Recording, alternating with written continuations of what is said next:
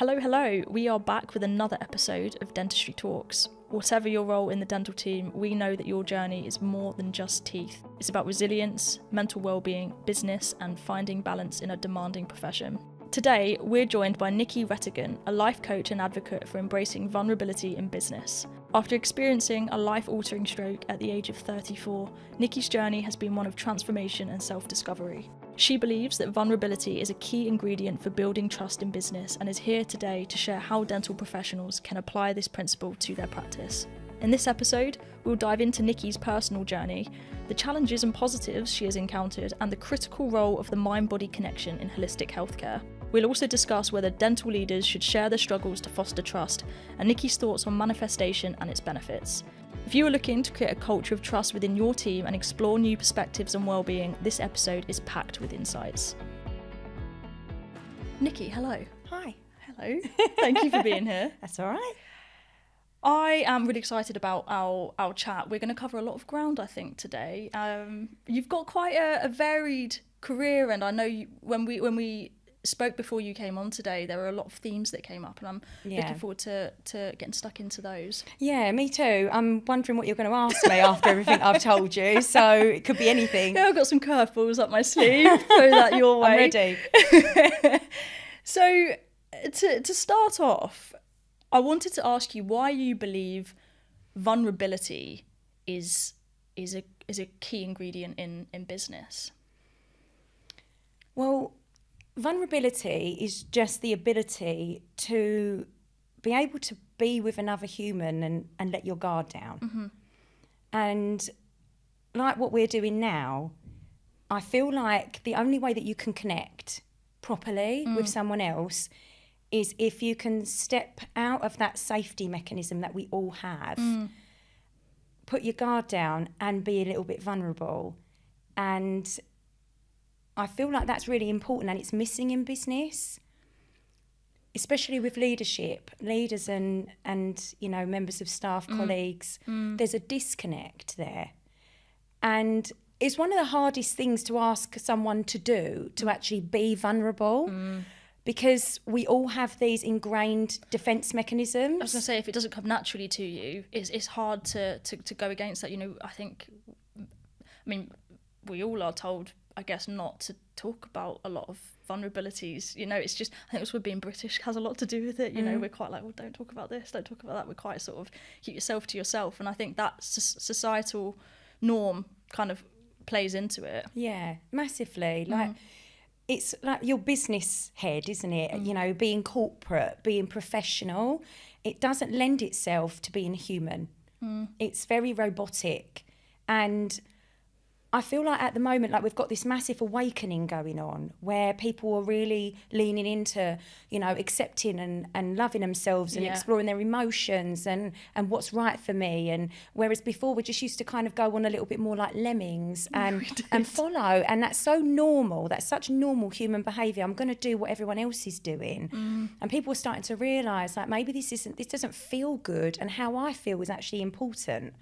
But then you go into certain, you know, businesses and certain workplaces, and it's like back to square one. Everyone's back in that lemming way of being, because we don't want to lose our job. No, of course. And we don't want to be judged, and we don't want to be seen as incapable.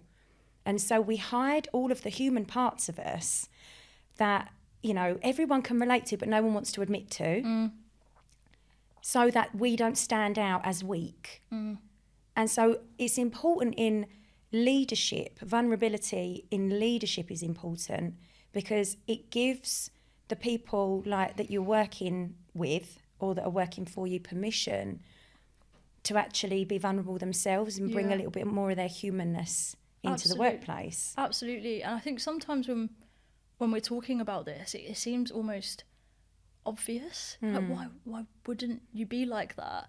But then when you think about it in practice, it's like, you know, theory and practice, it's nice in theory, but when we all, I don't want to generalise because there will be some workplaces obviously that are very good at facilitating these conversations. And it's getting better. It is getting better, but we all naturally, and it's not necessarily any malicious intent in it, but we just, you're right, professional head, don't want to talk about that, don't want to be, to appear incapable, which is what you said, and I thought that was a really good way of putting it. It's funny that we equate being emotional or feeling a certain way with being, you're not doing your job right. I mean, I'm sure there's lots and lots of things that can be read and watched and listened to that can kind of explain that association, but it's hard to unlearn that, I think. It is hard to unlearn, but I think when I was working I was working for a bank back when I was doing corporate work. Yeah. So like 5 years ago, then we had COVID and whatever else. Yeah. And I was going through a really difficult time in my life where I'd had a baby, gone back to work when she was 9 months, and my relationship had broken down. So I'd become a single parent, which is why I'd gone back to work. So putting a child in nursery is hard enough, and then, you know, navigating the end of a relationship that had gone wrong. For sure. Moving, you know, and everything else. And I went into that role and I was really relying on the money. Most people do, you know, we've got little mouths to feed. It's so important. And I was I was like a robot. I was so emotional outside of work and I was such a wreck, but I really had to hold it together. I felt I had to hold it together because my fear was if someone sees my vulnerability, it's going to be looked down on. They're going to say I'm not capable, I'm not coping, and I won't be able to pay my rent and feed my child. All the other terrifying financial pressures that come with being a human being, I guess. Exactly, and everybody feels it, but no one wants to really talk about it because of that fear. It's like you said, it seems so obvious. But when your mind is full of these negative thoughts that are saying, if you don't say anything, just play along, behave the way you know you have to behave, you know, follow the lemming route and you're going to be safe. Yeah. But if you fall apart, if you start getting upset or talking about what you're going through, they're not going to look kindly on it. And I had this like really amazing experience with someone who was senior to me, and she must have seen through the cracks a little bit. Okay. And she asked me to come into a meeting room, and I was like, you know, you're getting me away from being efficient over here. And she asked me if I was okay. And she asked me really genuinely if I was okay, but I was like, I'm not letting my guard down at all. Oh, really? Okay. Yeah, no way. Yeah. No way. My baby or you. Yeah. You know, that's how you see it. It's very black and white. Yeah. Feed my child or talk to you. Yeah. I'm not taking that risk. Of course. I felt so at risk. So I was like, yeah, fine, I'm good. Yeah, I've got this. I'm delivering this at the moment. Working on it. She was like, you sure? I'm like, yeah, all good. And off I went. And then I'm like, oh, thank God, that was a close one. Yeah. She called me back in again a couple of weeks later. Okay. Are you okay? And I was like, yeah. I thought, you can... I'm not allowed to swear on this. No, you can. I was like, you can fuck right off if you think I'm telling you anything. Yeah. Because I see everybody as the enemy and everyone's, you know, to be seen as a threat. Because I only had one thing on my mind, which was her, my looking after her. And she said to me, you know, I'm a single parent, don't you? And I was like, I didn't know that. Yeah. I was really shocked. And she went, yeah, I've got 2 daughters. She said, it's hard, isn't it? And I just was like, I couldn't breathe. And everything just was, and I couldn't look at her because I thought, oh my God, that she just reached in and held my heart in her hand. And I didn't know what to do because I thought if I even move, I'm just going to break. Yeah. Because I was so fragile. Yeah. And she was like, I know what you're going through. I know what you're going through and I know how hard it is, and I want you to know that I am here if you ever want to talk to me about anything. And I was just like, I think I managed to say thank you, walked out, went into the toilets. Oh, bless you, yeah. And after that, things did change a bit for me. Like, I felt a weight lift off of my shoulders, like someone here in this building at any given moment, if it gets all too much for me, I can go and I can just hold on to her. Yeah. And that meant everything to me. But that was her letting her guard down with me that allowed that safety, that psychological safety, for me to actually be like, you know, obviously as we went along, I did say to her, like, thank you for that. Yeah, of course. It meant a lot. I'm sorry I didn't really say anything at the time. She was like, you didn't have to say anything because I know. Yeah. I think there's been a number of things that have happened. We've just touched on it a bit here. Obviously, you said you had a child, you had a relationship that broke down, you had a high pressure job, and you were trying to juggle all of this and make ends meet essentially as a single parent, and you thought it kind of had to be one or the other. Yeah. You know, sort of bottle it up and get on with it. Or if you even dared let all the emotion out, everything else would just crumble around you. Yeah. So I think there's a lot of people tuning in today who can totally relate to that. And you know, dentistry, there's a lot of high pressure there as well, and it's predominantly a female profession across the board, across all the roles in the team. So there's going to be a lot of people who can relate to that. And I feel vulnerability for you is I'd be interested to know why this is something that you hold so dearly, why you are, you know, so passionate about that being a key ingredient when it comes to leadership and in the workplace. What is it about your life? What is it about your life that has led you to consider it that important? That's what saved me from a life of suffering in my own head. Okay. We all have a blueprint that we learn as we grow up. We think we know ourselves based on what other people have told us is true about us. And often it's not always positive. And so what happens as we get older, like we start off really young and we love ourselves so much. Like we're like animals in a lovely way. We're so oblivious. Yeah. You know, toddlers and 3-4-year-olds, they walk around, they look in the mirror and they look at their bodies and they don't have a sense of self-consciousness. No. But it's something that we learn as we grow up, where people will give us a funny look, or we'll get rejected a little bit, or don't do that, or we might get a smack for behaving like this. And so we adapt ourselves, and the guard gets thicker and thicker as we learn, well, that wasn't seen as okay, or I was hurt when that happened, I wasn't safe, and I need to be like this in order to be safe, and I need to be like that. But all it's doing is masking, shifting and changing away from our true essence, which is that really playful, joyful, happy, lovely little person. So the vulnerability side is important to me because I think I locked down and disconnected from everything, and I became really locked in my ego, in my mind. Where I was constantly trying to be safe. So it's like, I need to do this in order to be safe, and be this, and smile and please and placate, you know, and be fun and be smiley and ask if everyone's okay and get everything done and be really efficient and be the good mum, also provide. And it's like all these roles that I have to play in order to be enough. If I do all of this stuff right, then I'll be enough. And we all have this blueprint of what's going to make us be enough. And it gets harder and harder as we get older. And I think that vulnerability is being able to look right down in and say, what is it about myself that I believe is not enough? And how am I going to accept this as maybe not even being true? But if it is true, can it be enough? Yeah. And being able to then let all the masks, all the roles and all the protection go and just be as you are. That is so scary. I get body symptoms from sitting here talking because my mind knows that I'm going to be vulnerable.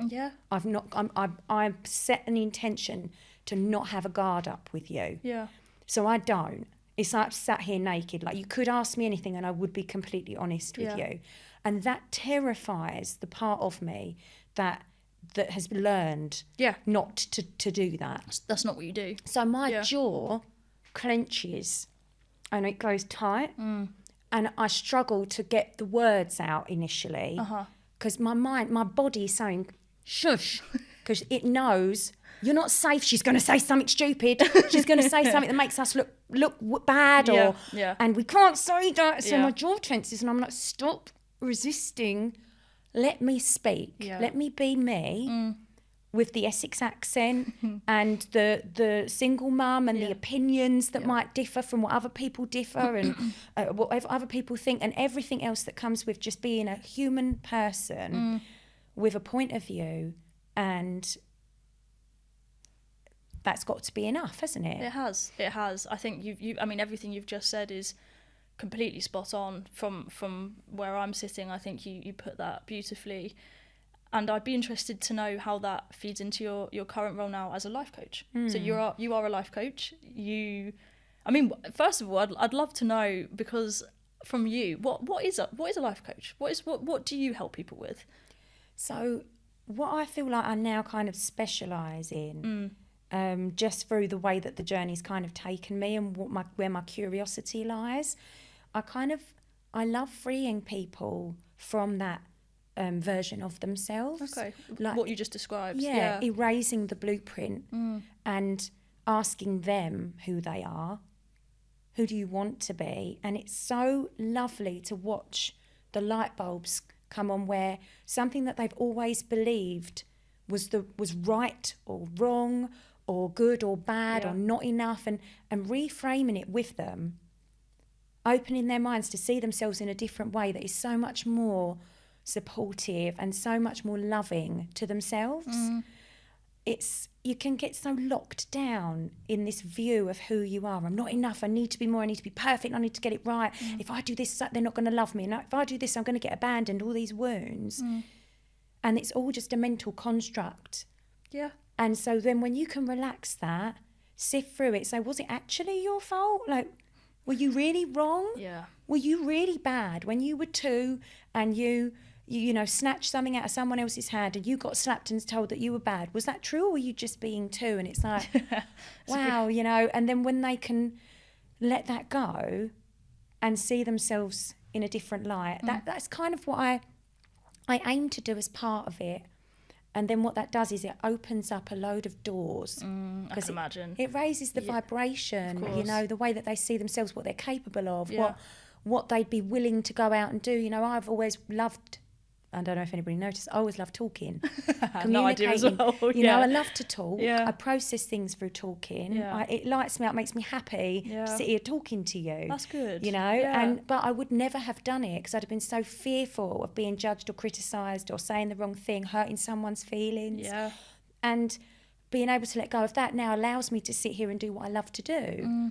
And that's kind of what I like my clients to be able to achieve the goals, go for the love that they want, relationships, the work, the promotions, all of this stuff that your mind just shuts down because you're not good enough. You're inadequate in some way. You don't deserve it, so that's not out there for you. And I like to prove that it is. What a rewarding job. I can imagine you've described there that you must sort of hold people's hand through some significant thought process changes, changes in the way that they're thinking. Honestly, I feel sometimes that changing the way you think is one of the hardest things you can actually do ever, because as you've described, there's so much that plays into why you think a certain way. And you can end up going round and round. Why am I like this?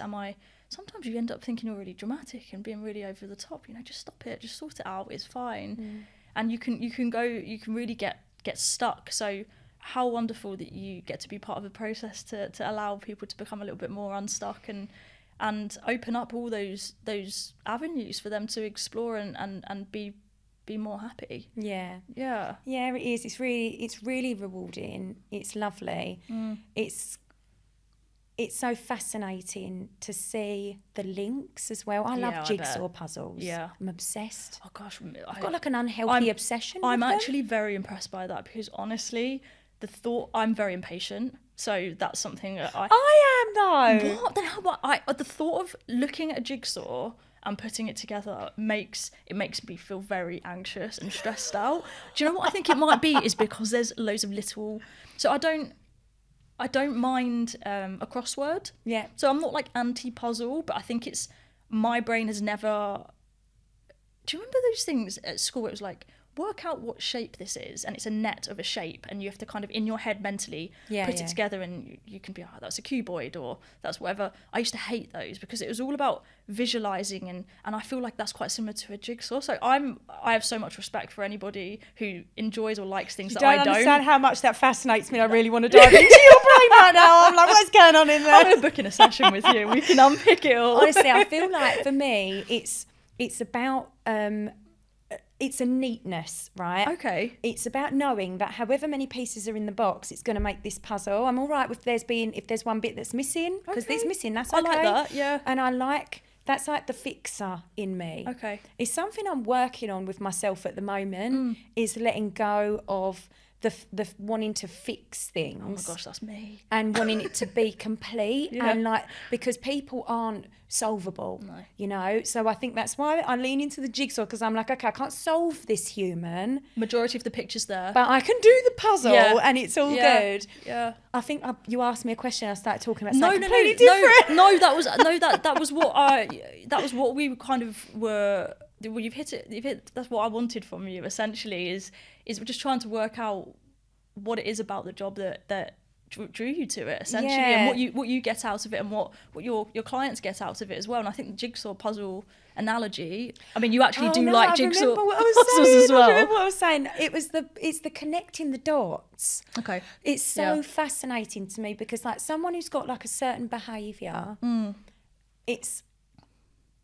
it's so interesting that it will always make sense once you get to know them. When you get to know them and you can explain. So, for example, I had a client who had like a sugar addiction. Okay. And she was like, I always just crave something sweet. And I won't tell like a long story, but what it ended up, she told me about when she was little and she was picked on at school. Yeah. And she said I'd come back home and my mum would give me these oranges, half an orange covered in sugar. And she said, and I'd eat that. And she was like, and it was so comforting. Yeah. And I was like, that's why you're, that might be and she was like, of course. I said, because she doesn't have her mum with her anymore. I see. So she's like, she really got upset and really emotional when she connected. She was like, I can't believe that. I said the meaning of the sugar is your mum's love. So now when you need the comfort of your mum, you're turning to that sweetness as a reminder, as a link. And all you need to do in that situation is replace the habit of the sugar with something else. So you could look at a photo of your mum, you could talk to your mum even though she's not here, and soothe yourself in that way. That isn't something that you're not so keen on, because she was like frustrated she wanted with to herself. kind of she was being hard on herself for having that addiction in the first place. And it's just so fascinating to me. I think people are incredibly interesting, and I think in order to be able to talk to people, I like talking to, but to talk to people and then also be able to create and help them find those links, is so important. And I think there's a real place for that kind of work, because people can't get there alone. We can't. She let try go as hard of as the you sugar. want. She let go of it, and she was so grateful because it helped her to then lose weight and get healthy, which was some of her other goals. Links to everything, doesn't it? But honestly, like you say, like you can't do it on your own. It's so funny because everyone, like when you're in a position of being a coach or something like that. I think one of the ways I use vulnerability is I'm always evolving, and I'm always looking at my own shit, and there's always more. And I will be quite open about it. Like, even in sessions, if someone comes to me and I feel like a recent story is going to help move them forward, I'll say, like, this happened to me yesterday. I like that. And I'm like, and I will literally just tell the truth. I'll be like, I fell apart. It was a big hoo-ha. It was a big mess. And because it's just that connection of, oh, it's not just me. Yeah.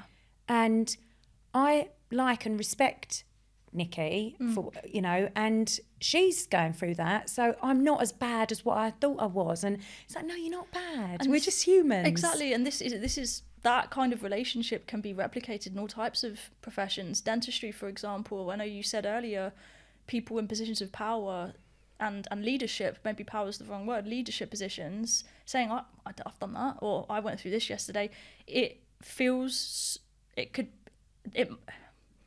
so simple. It's quite a simple. I mean, obviously, it's reaching out can be quite difficult for a leader themselves to be able to but that's a sort of domino effect. Once they do it, it can spread fast, and people can, okay, this is a safe space. It is okay for me to talk about this. And I just think work and your personal life they're not separate. No, they're not. And we can try all we want, and the harder we try, probably the more issues that will come up as a result, but they do overlap. And I you're right, I think gone are the days of I've got my professional hat on. Yeah, exactly. There's no work for anyone listening. Nikki just did her tie up there. Yeah, so you've made some really good points there.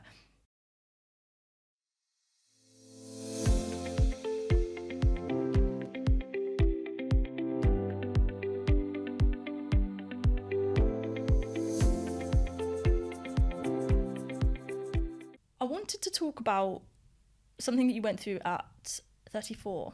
So you had a stroke at the age of 34. Is that anyone right? Ever says at the age of 34, and I was like, it's stroke year. The stroke year. 2018, stroke year. Stroke year. So 2018, did you say? Yeah. Yeah. So this was following a period of a lot of stress for you, and this was kind of the culmination of that. And obviously incredibly young for something like that to happen. I was hoping you could maybe talk about that a little bit and explain what impact this has had on you, both perhaps the challenges and also some positives that you've taken away.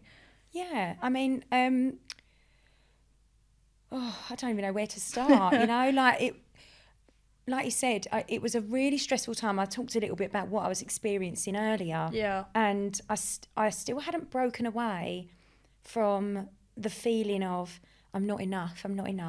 I'm failing at being a parent. I think a lot of working parents would understand that no matter what you're doing, you're failing. That feeling of always letting someone down somewhere.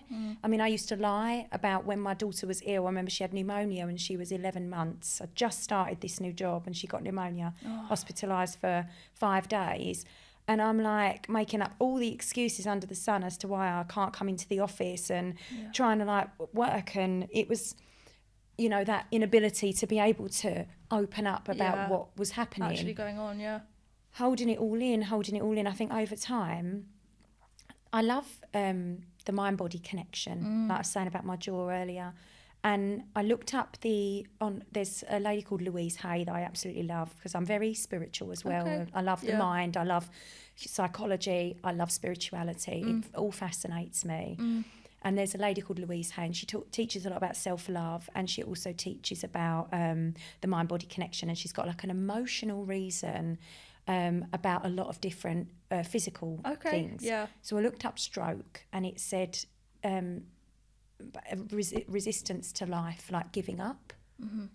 And at that point, I honestly had enough. I wasn't suicidal. I'm not trying to suggest that I was, but I was so burdened and so broken and I couldn't see a way out. And I think my body just gave in. It gave me what I wanted, what it thought I wanted, which was just to exit. I didn't have to go to work. I didn't have to parent. I just got to lay there. Yeah. And it's like, it's not what you want. Yeah. But that's what I'm telling myself I want. I just need everything to shut down. And so as a result of that, I learned a lot of lessons, but I didn't learn them straight away. Okay. Because I was still in the hamster wheel. I came out of hospital on the Friday. I had brain damage, severe memory loss. Yeah. I went back to work on the Monday. Oh my God. Because I was a contractor and I got paid a day rate. Right, I see. You don't work, you don't get paid. And all I could see was my baby. Her birthday party was a week or so later. She was turning 3. I'm like, she needs so much and I have to give it to her. And I remember trying to put the things in the party bags. I must have emptied them out and done them again about 50 times because I could not remember what I'd just put in which bag. Yeah. And I'm on blood thinning injections in my stomach, going up to London one day, I'd forgotten to inject myself, I had to go all the way back home again. And I don't want to criticise the management there because they were doing the best that they could as the people that they were with the tools they had. They did care. Yeah. But definitely not a vulnerability workplace. Yeah. And I got very much, are you okay? I said, yes. And they were like, welcome back. Right, I see. You know, and I cracked on. And I'm not joking when I say I was in the middle of meetings, mid-sentence, I would forget the start of the sentence, so I couldn't complete the ending of it. And I would just stop And everyone would just stare at me like, what has gone on there? Because not everybody knew. Yeah. Because it's not something you announce, because that's weakness. Yeah. But anyway, it went on like that. I think this is a real message for anybody whose body is responding. 100%. Is please listen to what your body's trying to tell you, because your body keeps the score. If you're not listening to what you're feeling and you're disconnected from what you're feeling, your body will start to break down. It wasn't until we went into COVID that I obviously started to work from home. They moved contractors down to only a certain amount of days per week. So I had a lot more time to do puzzles and to decompress and to start to think to myself, what am I doing?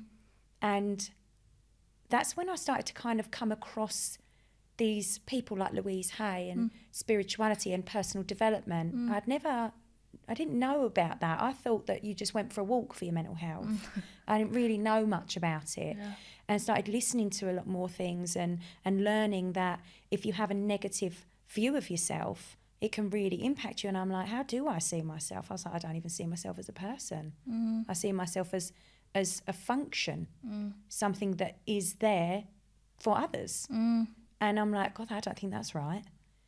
And then I started to just, I've been doing it for 9 years now, just listening to wise words, reflecting them into myself. How can I grow as a person? And it's just gone from there. But so much came from looking back on the way I even reacted to the stroke. Not listening. Even then, I had another breakdown just before COVID. I was just crying all the time. I went to a counsellor who listened, gave me my money back, said, I can't help you. Honestly, it was... That's so tricky. It was really... And coincide that with a global pandemic as well. It's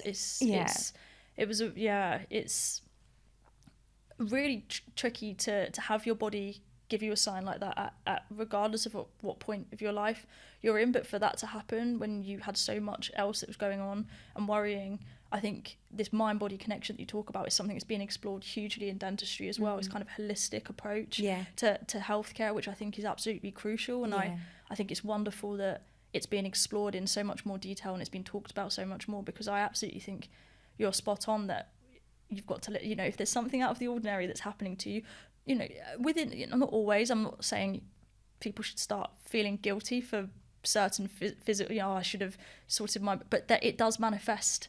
It does manifest that way. And I think I feel a bit hypocritical agreeing with you, because often there'll be signs from my body where I will just ignore it.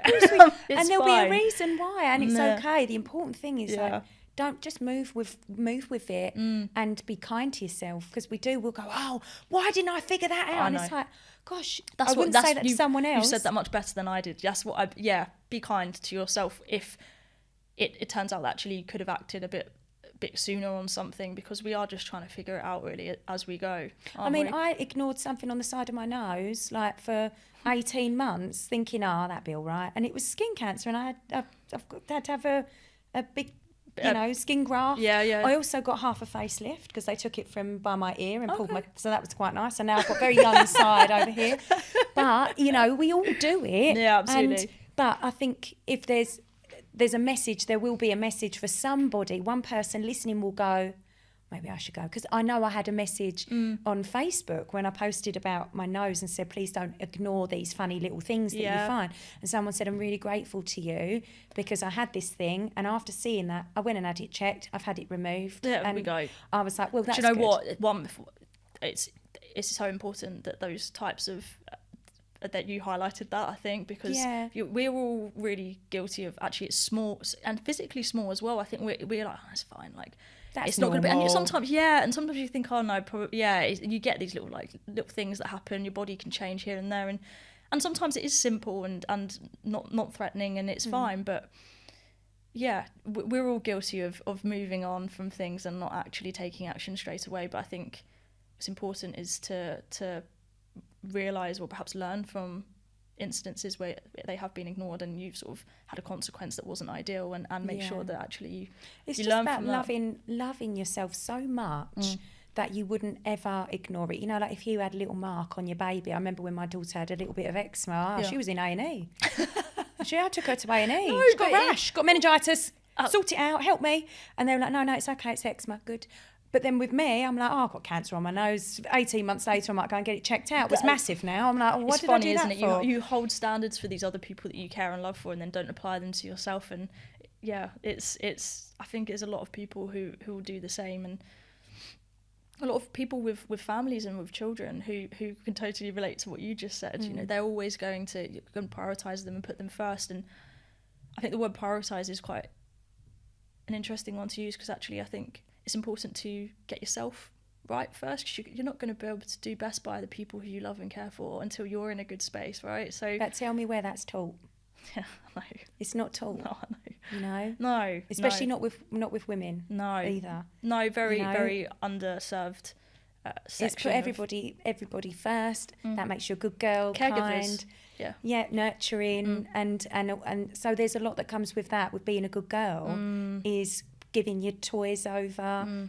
If there's 10 slices of cake and 11 people saying, oh, I'm okay, you have it. So then you end up deprioritising yourself. Your needs don't matter. I'm not going to worry about that. I'm not that important. And that is what you're saying, really. If you look at it from that perspective, is I didn't think I was that important to go and get that checked. Well, who cares? And now I think that even if I was looking at it from the point of view of being here for looking after Paige, I have to put myself first. Yeah. But also purely just because I am important and I do love myself. Good. And you know, regardless, you are a human being. Whilst children and family and people around you are important, you're a human being in yourself. You know, you are that person without them or with them. It's so difficult to get to that point, though, I think, to acknowledge that and actually genuinely put yourself first. My life's work. Yeah, it's trying to build great. myself back up to the younger version of me that was unimpacted by everything, trying to let go of as much as I possibly can. Yeah. So I can just be really, really genuinely just a soul in a little body, just going through life as I am, you know. That's a lovely place to be. It's so much more relaxing. I can imagine. But I'm not saying I'm free of, like, of course, you know, as I said, like my jaw's seizing up because my mind is saying, you're going to say something stupid. And it's like, please don't. No, we're not. We're not going to. We're going to be fine. On that note, actually, is there ever such a thing, in your opinion, as sharing too much? So in a business, a dental practice, to your colleagues, is there a line where you should actually maybe shut up? I think there's a bit of a they say it's like a trauma response. I mean, I know that everybody is made up of what they believe, and so if you believe that you have to bare your soul, and that it makes other people respond to you, meet your needs in whatever way, then you might do it as a response to those beliefs and not actually consider whether it feels intuitively like the safe space. Yeah. Like, so I have been, you know, one of these people before where on dates, for example, I would really pour out everything in an effort to connect. Yes. And for someone to see me and scoop me up, you know, and heal me. I just wanted to be loved. So I'm like, this is my whole heart, have it. And not everybody's worthy of that. Not everybody deserves your story, your whole heart. I think that it's much better if you use your discernment and your intuition, gut instinct, whatever you want to call it, to know whether you feel safe and how much you feel safe to share. Because if you're clamming up with everybody, that's your mind saying you can't say anything. But if you're oversharing, it may be that you're not actually thinking it through. Yeah. I think there is a balance, and I think it comes from being balanced yourself. Okay. Yeah, I can see that. Yeah. Not doing it to get needs met, not clamming up to feel safe and distance, and then the opposite, not giving your whole self to someone else and essentially disempowering yourself, saying you have all my thoughts and feelings, my whole heart. Yeah. it's a difficult one. It is. Because where do you draw the line? It doesn't help people who are looking to be vulnerable to understand what that means. No, and I think it can be quite difficult to hear, because I'm guilty of this quite a lot of the time. I like being given an answer. So I can be quite logical. So if somebody comes to me and they want to talk to me about something they're going through, I like to try and find a solution, where sometimes they don't need that. They just need to listen to me. That's something I'm learning. I hope my partner's listening to this. So it's, for some people that's quite it might be quite a tough pill to swallow in a way, because it's okay, so there's no right answer then. How am I meant to work out whether this is what I say and what I don't say? But I think you're right. You need to be in tune with yourself in order to make that judgment. If you can reach a place where you look at all the bits that you were trying to hide, that you feel ashamed of, and work on accepting those parts of you, so that it is the way you cultivate self-love. Everyone talks about self-love. The reason people don't love themselves is because they've got beliefs that some of it's wrong, some of yourself is wrong or bad or not acceptable or inadequate. Yeah. So you have to look at those bits of you and work on loving and accepting them. Like, is it really that bad? And then when you speak to people, if you love and accept who you are and all the parts of you, you get to be vulnerable without feeling the fear that you're going to be rejected, because you can only really reject yourself as a result of and sort also of bearing that, not oversharing, because you're not talking to get your needs met. You're just it's connection. You'll find it. I definitely went between the two and bounced around, and there's nothing wrong with that. No. We're all finding our way. I don't know whether I've over or undershared today, but all I've done is done what I felt and in the moment, and I might look back on this in 10 years and go, I wouldn't do that now. And that's cool. But that's okay. Yeah. Absolutely. I think we forget sometimes that we change as people. So we can be quite judgmental of things that we've done in the past, but actually whilst that is us, we're very different. We're constantly changing, constantly learning, hopefully getting better as we have more experience, and you can work out, we're all going to make mistakes and not do things right and think differently, and our opinions change. And I think that's another thing. I think people have a real, I've noticed that it's okay to change your opinion and how you feel, and it's okay to do that. That's just growth. It's who you were last year isn't who you are now, and I mean, that could be scary, but it's also, I think, a massive blessing. Really, I feel I'm very grateful I'm not the same person I was 5 years ago, for example. Same. So yes, it's you're gonna have sort of peaks and troughs, I think, in life, and you can't avoid that. Yeah, I think the aim is always just to feel happier and to feel more calm and at peace. When I speak to my clients and I say to them about their goals, and they start telling me they want this and they want this and they want this thing, I'm like, how will that make you feel? And the most common answers I get are happy, free, I like that, and peaceful. Yeah. And I think that is mostly what people really want, to be happy, to be free, to feel inner peace. And I think that everybody's evolution in life is not to get better. You don't need to get better.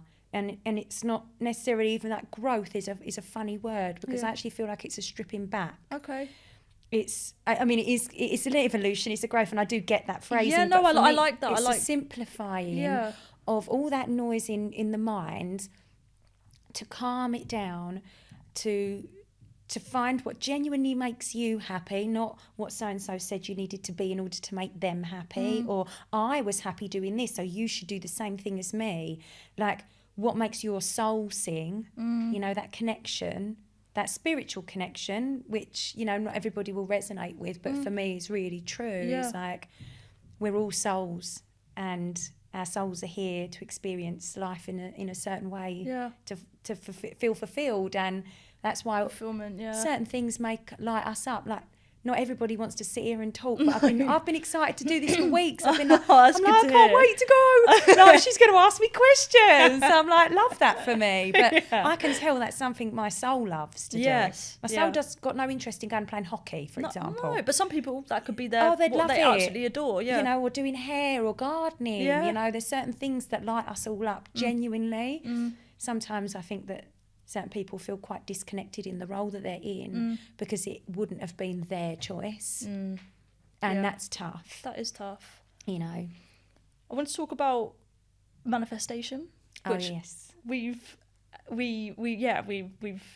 mentioned before the recording, and I just wanted to ask about it because there's some people who don't really, one, understand what it is, but two, also think, what benefits, what will that bring me? And I'd love to just hear, you know, why is that something that you feel so strongly about as something that can really make a difference in our lives? So we're always manifesting. So manifesting is just like creating. And so talking about like from a spiritual point of view, it's the easiest way to explain it, is that the universe is all energetic. Everything's energy and frequency, which is basically what E equals MC squared means. Like energy equals matter. Like it's scientific as well. Yeah. And so this sofa is energy. You know, I'm energy. We're all made of it, even though we seem solid and energy is like intangible. Yeah. We all emit a frequency, and you can have low frequency, and that's you can tell what frequency you're on by the emotion that you're feeling, the way that you feel. If you feel sad or despair or frustration, they're lower frequencies. And then when you feel ecstasy, euphoria, joy, you know, they're higher. And so when you're on a certain vibration, you are able to see and magnetize to you other situations, people and outcomes that are in alignment with that vibration. So like if I'm tuned to Kiss 100, I'm only going to hear what they're playing. I have to tune to a different frequency to hear what someone else is playing on the radio. And it's kind of that concept. And so manifesting, we do it every minute of every day, whether you're conscious of it or not conscious of it. If you are someone who travels through life on a lower frequency, where you feel like a victim, and I'm only using myself as an example, I felt like I was a victim. I felt like everything bad would happen to me. I was always looking through fearful eyes of am I going to lose my job? Is my daughter okay? Worrying a lot. And so I ended up having quite a few negative outcomes in my life, negative people for sure, and circumstances. Bad things seem to follow me around. You know? And you say, well, you can't control that you're going to have a stroke. Like, you couldn't control that. But I was in alignment with it for sure. And now, where I have worked on my my mindset and my thoughts, because the thoughts you think, if you think happy thoughts, it makes you feel more positive emotions, and then the energy that you emit is that frequency is higher. And so now I get a lot more good come my way. It's the difference between walking into a room with the mindset of everybody's going to look at me, I'm not going to know anybody there, and you walk in and you're kind of like looking down, you're not smiling, you're trying to hide, and then you catch someone's eye and they kind of stare at you like, you know, you're a bit strange. And it reinforces that thought that push it, people aren't nice, 100%. People can, but then if you walk in euphoric, like I've just had really good news, and you're kind of bursting through the door, you're like, hi, everyone's going to turn around and be like, hi, and be attracted to you. And so it's the same person and the same experience, but different outcomes based on what your energy is emitting. And so you could say, I'm manifesting everyone liking me and everyone through the power of my thoughts. And that's what people say, isn't it? Is it just come to mind? What do you feel about the phrase "fake it till you make it"? Because obviously a lot of these minds might not come naturally. These thoughts even might not come naturally to people. So is there something in that kind of saying I do feel like this until you do? There is. I don't really like the word fake just because I know it's just the rhyme, I get isn't you. it? Yeah, it's like a little slogan, that isn't it? Sort of, idea, I guess, or theory that if you kind of pretend or convince embody a good you can word. change. It's the same thing though. It's it's like I'm not feeling because my daughter was going to do Young Voices. She's 9. Okay. They do it in the O2, and she said to me, I'm scared, I'm nervous. And I said to her, do you want to enjoy the day? Not like, do you want to enjoy the day? I was like, do you want to enjoy the day? Like, how do you want to feel about it? She was like, well, yeah, I want to have fun. Yeah. And I was like, right, try it and say to yourself, I'm really excited. I'm going to have such a fun day. And I was like, stand up straight, big smile on your face. Yeah. And she was like, I'm excited to go. I was like, how do you feel? She went, I feel better. And it helps, to say to yourself, I'm strong. But what it's doing, it's not actually fake. It's reminding you of who you are, because you are strong and you can do it, and you are enough, and you are going to be brilliant, and it will be amazing. That's just as likely that it will be amazing as it won't. No, we can't see what's going to happen for sure. Yeah. So if you say to yourself these positive thoughts, which is something I have a little tool for with my clients, like flipping things on their head, because they'll say, my mind just tells me this.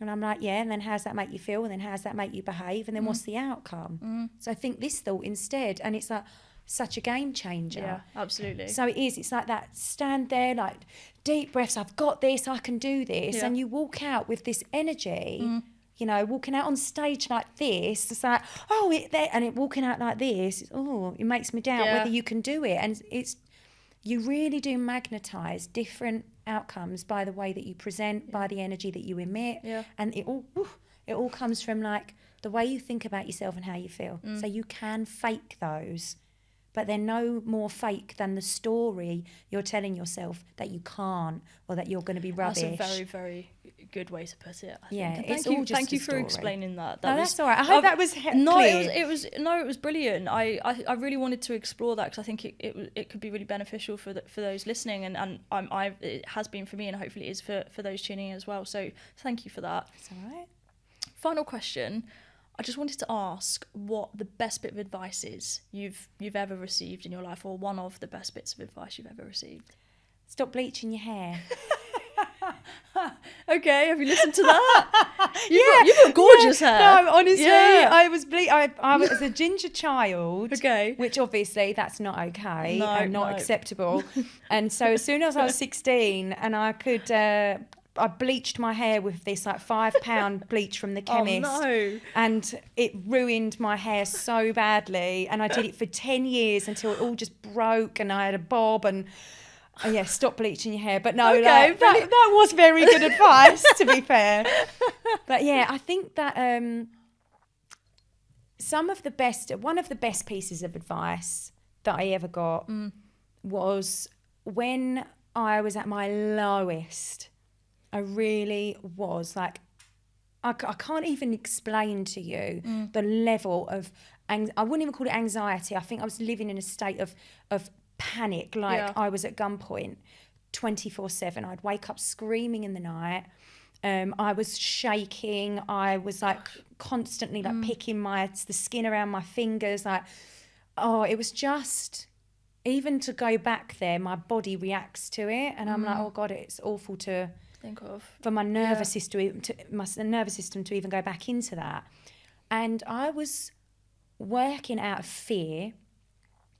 And I just separated from Paige's dad, and I was making decisions.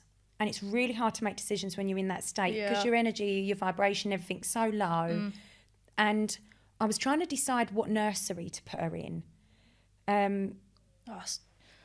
I know. Like I said, I don't have children, but I can imagine that's just a nightmare. I didn't want to put her in nursery. She was 9 months old. She couldn't even crawl. I thought I had a good year off with her, and then part-time. I'm going back full-time in London. And my precious angel, oh my God. And I was not prepared for any of it. So I got her into a nursery that was close to where her dad, like our family home where her dad was staying. Which was about 15 minutes away from where I was going to move to a little flat near my mum and my sister. Nice, yeah. And so I found this nursery near to where he lived.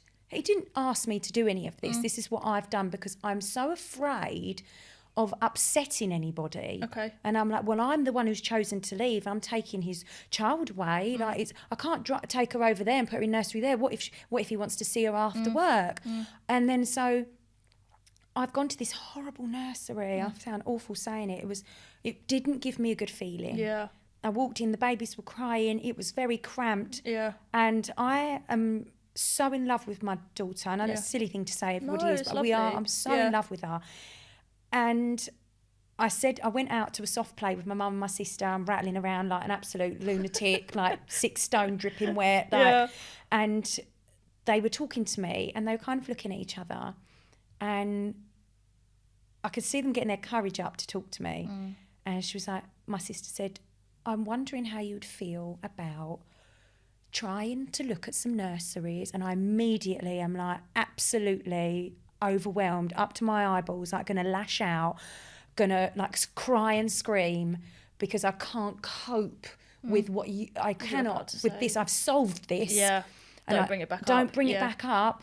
And she's like, Leo, her son, is a year older. He goes to a lovely nursery and I feel it'd be really inconvenient for you to drive 15 minutes there and back when you're doing 4 days out of 5 of the pickups and the drop-offs. And I absolutely lost it. I think I can't even remember how I reacted. It's all a blur. And bless them. God love them. They sat there and just waited for me to calm down. And they said, you know, we love you, we love Paige. We just feel this would be a good thing, you know. Maybe just come with me once you've thought about it. And then they left it. I went home and stewed on it and I was in tears because I thought, this is just so much. I went to the nursery. They had a little mini soft play in there. It was big, it was clean. Babies were happy. And I had another breakdown because I can't believe I was even considering putting her in this other one just purely to please everybody, please him and not upset him and all this out of guilt. And I think that was probably one of the hardest conversations. My sister still says, oh my God, you were like a rattlesnake. It was like trying to give advice to a grizzly bear. I thought you were going to rip my head off. And it was so much from love and from knowing and having my best intentions at heart. So I think that was the best advice, not only because it was so wonderful for Paige and it was so wonderful for me, but it was really difficult to give it. And they did it anyway. So that's the sort of lesson you can draw from that then, is that actually sometimes you can't always sit back and tell people what they need to hear. And I learnt this through coaching. I can be very tough love sometimes. I had to, the other day with this client, had to call her out and say, listen, you're asking, you want this. You will not get it with your head in the sand like it is. You are hating the world. The world's going to hate you right back. You need to stop it. You don't have to. Your choice. But if you want this is what needs to happen. And my clients will literally sit there like I've shot them. And then afterwards, they're like, thank you, I needed that. I needed to hear it. I needed to know it. Sometimes the best advice is not easy to give and it's not easy to hear. And that for me is true. But when someone loves you and they've got your best intentions at heart, try to listen to them if you can, even if it's like the last thing you want to hear. Thank you for that. Thank you so much. I really appreciate you coming on today. That was an absolutely wonderful conversation. Been so fun. I loved it. I'm glad you've enjoyed it. I found someone who likes talking as much as I do, and I'm so. I bet I like it more. I don't know. I honestly, I always say I'm only good at 2 things. One of them is running, and the other one is talking. And both of them I do to excess, I think. So it's literally there's nothing else I can do apart from those 2 things. I'm sure that's not true. Thank you so much. Oh, you're welcome. Thanks for having me.